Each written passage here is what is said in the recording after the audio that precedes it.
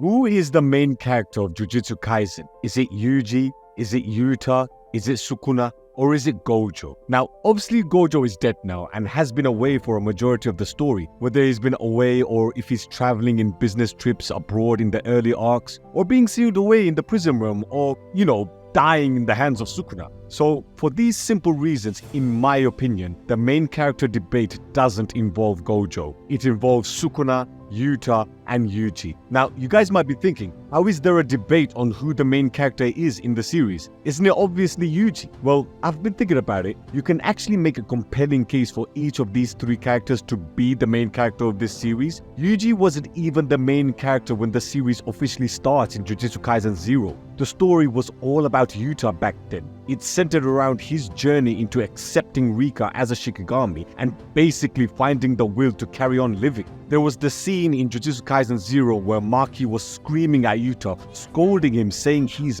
blessed to have cursed energy and for him to stop complaining and to do the right thing with his powers and to actually have goals in his life. It was a journey for Yuta to go from this pathetic boy who clearly is living through guilt and trauma due to Rika's death as a kid. He just couldn't move on with his life and needed guidance, and seeing Rika transform into a Shikigami also made him feel guilty as well, as in his eyes, Rika has turned into a monster because of him. Anyway, throughout Jujutsu Kaisen 0, he embraces his powers as a Jujutsu sorcerer and even learned reverse curse technique when he heals up Maki. And with Rika being by his side, both of them are an actual force to be reckoned with. Even Gojo calls Rika scary. Geto hatched a plan to take Rika from Yuta. He believed Rika was so strong that he would be able to achieve his plan in having a world of only the strong Jujutsu sorcerer. Geto has been hiding in the shadows for a decade, ever since the Gojo past arc, and as soon as he sees Rika, he feels confident enough to attack Jujutsu High and Gojo. So this should paint a picture on how strong Rika is, and the fact that Yuta learned how to do reverse curse techniques so early on in his life as a Jujutsu sorcerer shows levels of talent that is rare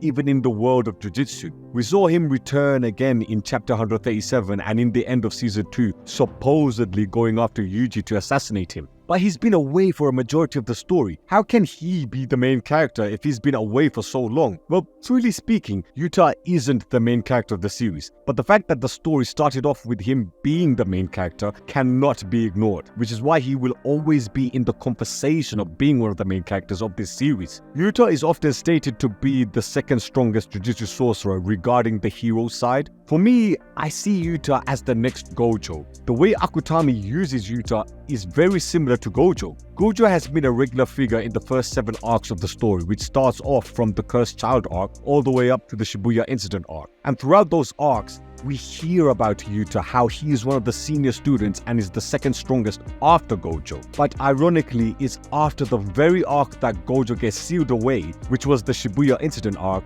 which is where Yuta makes his return in the Itadori's extermination arc. Literally the very next arc, and after he made his return to the story, Yuta became a prominent figure in the Culling Games. In chapter 174, Yuta said that he will be the one to kill Kenjaku and that he doesn't want Gojo killing his best friend for the second time. During the Culling Games, Yuta displayed his selflessness as well as his propensity to be ruthless. He had no gripes about killing enemy sorcerers to obtain the necessary points to help Sage Sumiki. Yuta killed at least 7 sorcerers before cutting down Dravlaktawala, and he targeted the latter simply because he was a danger to the public. He believed that any potential danger couldn't be allowed to leave the colony and only took out the other players when it was completely necessary. Not only did Yuta use his strength to score points, but he used it to protect people as well. He protected a group of civilians caught up in the Culling Games, serving as their guardian throughout the game despite the risk to himself. Doesn't this remind you of Gojo back in the Shibuya Incident arc? Gojo went out of his way to protect the innocent people against the 4 disaster curses as well as the transfigured humans. He slaughtered at least 1,000 transfigured humans in 299 seconds, and he used his genius intellect to make sure to use his domain expansion for the right amount of time so normal civilians can handle being inside his domain without fully killing them. I'll go more into detail in another video with Yuta and Gojo, but I just wanted to point out to you guys that both Yuta and Gojo are two sides of the same coin. They're both that overpowered heroic character that whenever they're on screen, they are the strongest amongst our heroes.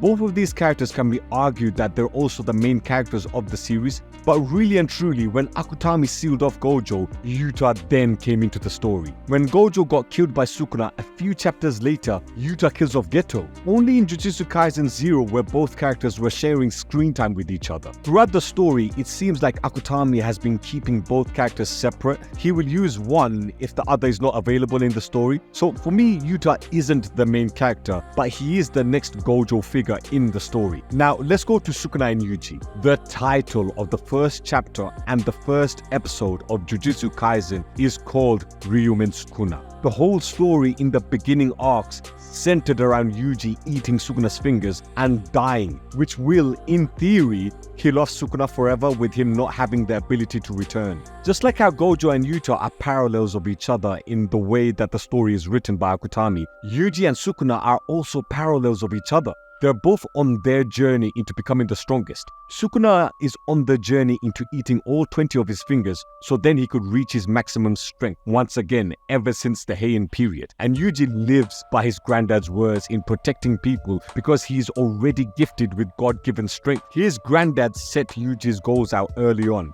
with Yuji protecting people because he has the strength to do so, and for Yuji to die with his friends by his side. Now, Yuji's goal of eating all 20 fingers of Sukuna and dying while Sukuna is in his body goes almost hand in hand with him dying surrounded by his friends. It's basically a noble sacrifice kind of moment. A moment, if this were to happen, will be remembered forever in the Jujutsu world. Yuji will be remembered as the guy that ate all 20 fingers of Sukuna, being his vessel, and sacrificed himself to get rid of the king of all curses forever. But that's changed now. Yuji is no longer Sukuna's vessel. That job is now with Megumi, so even if he eats the final finger, it just prevents Sukuna from reaching his full strength. So now, Yuji must become as strong as possible in order to reach Sukuna's level. Well, maybe not his level, but at least strong enough to do some sort of damage to him. Now, as much as Yuji is the face of Jujutsu Kaisen and we are following his journey, in my opinion, I truly feel that the main character of this series is Sukuna. The first episode starts off with the title of the guy's name,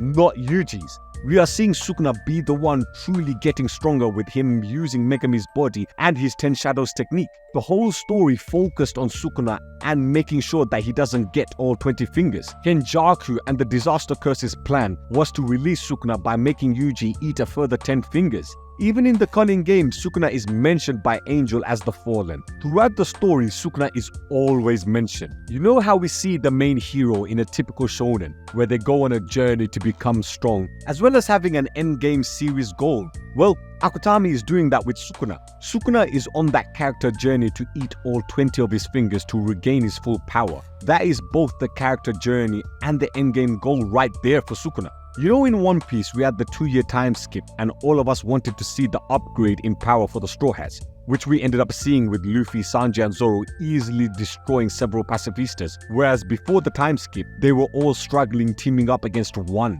Even in Dragon Ball, in the Cell Saga, we saw this trope as well, and to be fair, Dragon Ball more or less set the standard for the typical shonen tropes. But when Goku, Gohan, Vegeta and Trunks all came out of the hyperbolic time chamber, we all wanted to see their powers after they came out of the chamber. Gohan ended up showing his true power level as a Super Saiyan 2 against Cell, and Goku gave Cell a very good fight, arguably one of the best choreographed fights in Dragon Ball Z. This typical trope is saved for the heroes in a shonen. Luffy showed it against Hody Jones in the Fishman Island arc, and Gohan showed it against Cell in the Cell Saga. Well, Akutami has showed it as well, not for Yuji, but for Sukuna. When we see Sukuna fight off against Yorozu, Sukuna just took over Megumi's body and is now using the 10 Shadows, so the same way we see how overpowered heroic shonen characters display their power after a time skip, the same thing happened with Sukuna, and during that time, we haven't seen Sukuna for the entire Culling Games arc. We had brief mentions of him, but we never actually saw him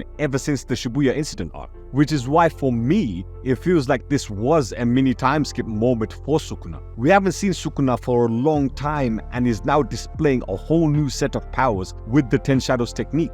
even the biggest fight of this series doesn't involve Yuji. The big main event fight that had Twitter on a rampage was Gojo vs Sukuna. The fight had the build-up for a main character and main villain fight. It's like in Wano, the big build-up was for the fight between Luffy and Kaido. Well, Sukuna vs Gojo had that same hype and build-up. Gojo was Sukuna's Kaido. As hype as Yuji vs Mahito was back in the Shibuya incident arc, the anticipation for Gojo vs Sukuna was the biggest talking point of the story before the fight even happened. And now currently, we are seeing Sukuna not only defeating Gojo, but all the other powerful Jujutsu sorcerers as well. Akutami said in Jump Festa 2020 that either all 4 of Gojo, Yuji, Nobara and Megumi will die with one survivor amongst them, or all of them will die. Well, in my opinion, the one that will survive is Sukuna. With Gojo and Nobara already dead and Sukuna more or less burying Megumi's soul, all Sukuna has to do now is kill off Yuji, as we see Sukuna return to the top of the Jujutsu world as the king of all curses. Now, this is a dark ending, but if you believe Sukuna is the main character, you can only see the story end like this. And when you look at how the story has been presented through a typical shonen glass, you can't tell me that Sukuna is not the main character.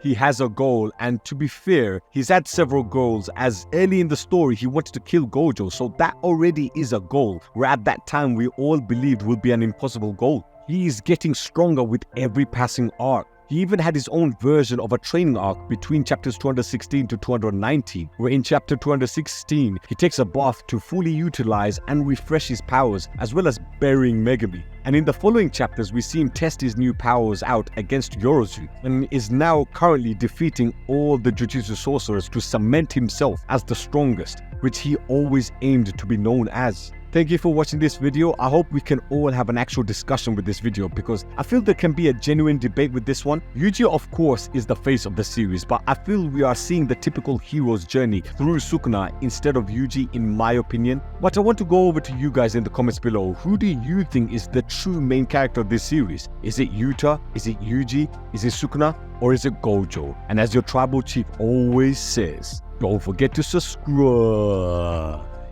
to the Shaman Tribe.